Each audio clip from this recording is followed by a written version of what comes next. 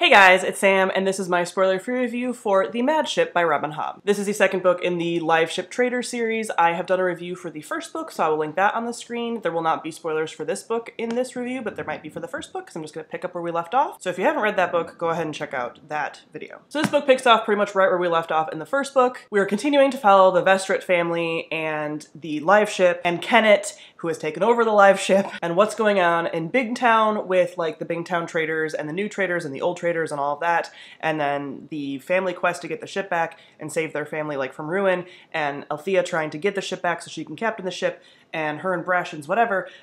That is, we're picking up with that right from the get-go, right? So picking up right where we left off. So first off, when we talk about the world building, this picks up with teaching us much more about like what is going on with these damn ships.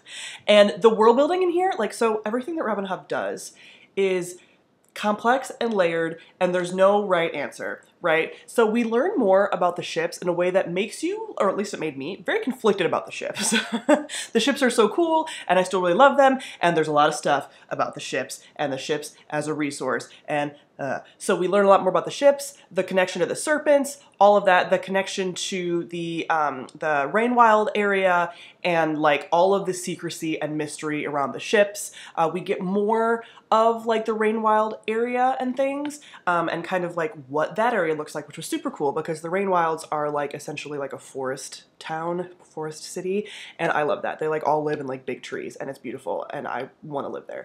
Any fantasy setting like that is like immediately yes for me. So we get some of that, and we get like, again, all the ship stuff, and then we also get a lot of like sort of character history of different places within like the pirate area, and like Kennet building his pirate empire, and like Kennet's history and stuff, which I'll talk about more when we get into the character stuff. Not only that, but we get the like satrap is coming to like be in the Big Town area, so we get a POV from one of his like advisors, and you get to see sort of the political stuff there. So there's a lot of like political machinations expanding and getting to see more of how the different players are impacting things. And then yeah, some of that like magical world stuff. Next, we'll talk about our characters. I continue to love our characters, and they continue to go through it, and that is what makes these books the most stressful. So I will get to that towards the end, but there are things about these books that I enjoy and don't enjoy, even though they're incredibly well written. So all the characters in here are incredibly complex and layered in a way that like even the villains, I mean there's one villain that there's an exception, but there's another villain who's like a villain slash antagonist that it's just like it's Kennet. I pull for him, and then I'm also like, this person is horrible. Like it's so conflicting. But even your like good characters, you're like, what are you doing? Like I will talk a little bit, I'm gonna do a gush about this book. I'm gonna talk a little bit about some of the characters that I'm like, you are the problem, even though you're not a villain, right? So all the characters, very layered, very interesting. I will say that a few of them that I disliked a lot more in the first book, I liked more in this book, and some of those other ones like switch around. Like Malta's POV, at the beginning of this book, I continue to really hate her. By the end of this book, I was like, I think I really like her. Like, it just, how does this happen? I don't know. So yeah, but the thing is with the characters is the character arcs are always earned, and they extra go through it constantly. So these books are incredibly stressful to read in a way that like sometimes that brings the enjoyment down for me, so I never quite know how to rate these, because I'm like, this is not always enjoyable, because I know that every time that you guys plan something, it's not going to work.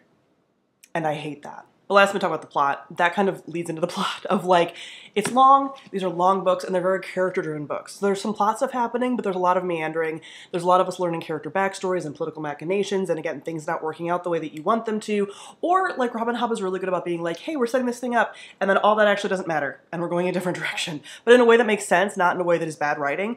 And so you're just like, no, what? So yeah, it's very long, and it can be very like challenging to read sometimes and wanting to pick it up. But it's all going in like a good direction, and I'm hopeful that the final book will not be like torturous to my soul. But the thought of picking it up like kind of anytime soon, I don't know if I can do it. Like, they're so stressful, but like in a good way, but also like, oh, it's so hard. So yeah, the plots are good, but the plots really are character arcs. Like they're just so intertwined that it's not a lot of like action and things. It's very much like characters, character machinations, character interactions, how the characters intersect, because you do have, starting in this book, a little bit more like intersection and things too, which is very interesting. So yeah, overall I really loved this. I did. What did I settle on for this guy? Yeah, I went with like a 4.5 because I couldn't quite give it a 5-star. I might raise it to a 5. I feel like because my enjoyment is not as high as it could be because of how the characters suffer, I like almost can't give it a 5. Not that I need characters to like always fly through everything easily, but like sometimes it's too much. Sometimes it's too much.